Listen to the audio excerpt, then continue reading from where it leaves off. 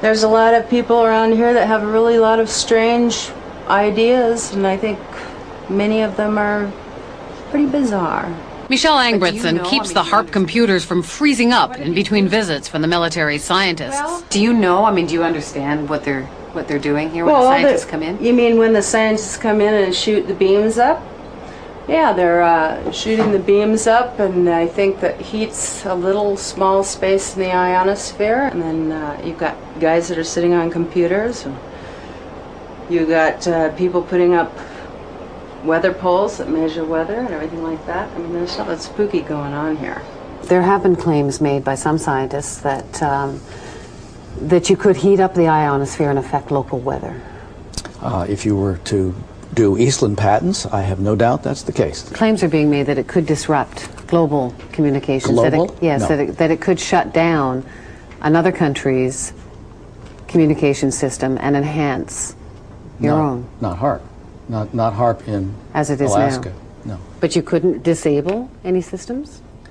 Those that use, if the systems used a path which was accessible to the HAARP beam, yes. Starting to sound like Eastland's invention to you? Well, remember, John Heckscher says HAARP has nowhere near the power levels Eastland talked about. It seems like this entire thing has been a matter of disinformation. Eric Nashlin understands the military. He spent 15 years in the service as a radio engineer. He knows deception. It came to our attention that there was a document, a technical memorandum, I think it was 195 or something like that. And reading right in the front of it, they said that, bottom line, although this is here, it does not constitute publication. It doesn't exist. It basically doesn't exist. So it was kind of like, wow, here's the document that doesn't exist. We're talking several hundred pages of document that, doesn't exist on a project that is completely unclassified and open to the public. We got it through friendly folks in the right spots, but it really lays out, these are notes from a conference that really break down where they were going to use this technology and how this technology was going to be applied. Remember the 100 billion watts debate? Well, for Nick Begich, this document was pay dirt. And in the document that we uncovered, the actual desired level of these researchers is 100 billion watts, and there we're talking something closer to the order of what Bernard Eastland envisioned. You must be familiar with Technical Memorandum 195, which talks about a desired level of 100 billion watts. Which memorandum? Technical Memorandum 195. I'm not familiar with that number. Well, it's about 600 pages, and it's. I mean, you may not acknowledge it because it hasn't been published, but it exists. I've seen it. I don't know what Technical Memorandum 195 is, because I haven't seen it. This is a published document. It's non-released, and it's the word games that John Heckscher plays and the word games the United States military plays, and it's the word games they continue to play, and those are the things that need to end. Zap incoming missiles, disrupt global communications, and engineer the weather. And ready? There's one more. Some people believe the technology being tested here could be used for sinister projects involving humans. Radio waves messing around with people's brain waves. And guess what? The military denies this one, too.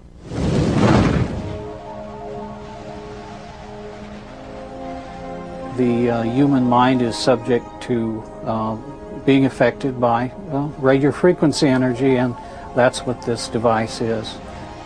In other words, you can move the moods of large populations using this kind of technology. So now we have not just maniacs in the Pentagon, but a bunch of Dr. Strangeloves? Pretty weird stuff.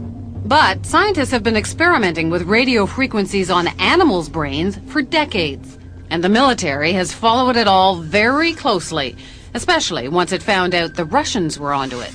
It was all kept a deep, dark secret by the two superpowers. Back in the 60s, the Soviets began zapping the American embassy in Moscow with a low-frequency beam.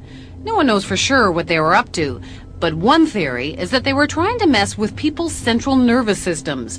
And one report did say the diplomats got depressed a lot. And hey, just think of all the nifty applications against the enemy. Why blow people up when you can drive them crazy? From documents dating back into the early 80s, we see that the military had discussed the possibilities of mind control through radio frequency energy. The possibility is there. The military has studied it. A 1982 Air Force report called radio frequency energy a major new research initiative and said that RF can, quote, disrupt normal purposeful behavior. A 1987 military report called for more research on RF energy as a non-lethal weapon, while pointing out that most of the existing technology is classified. And sure enough, in 1993, there was a big conference at Johns Hopkins University. Here, the entire conference was classified. But the agenda wasn't, and weapons using extremely low radio frequencies, or ELFs, were listed as a very attractive option. Is it just a coincidence that there's been all of this talk and that HAARP will be experimenting with this? Is that all just coincidence? I believe the ability of ELF to affect the mind is a side issue for us. It may be real. I can't say. It's been exceedingly difficult to find information on what is supposed to be a major new initiative of the military. All we see is HAARP. Well, then I'm being kept in the dark, if that's the case. The question is, could they, would they? And we believe they can, and we believe they will. Somewhere, at some point, all of this technology merges at some level within the Pentagon, and it happens to be in Alaska, and it happens to be now. It isn't just conspiracy theorists who are concerned about HAARP.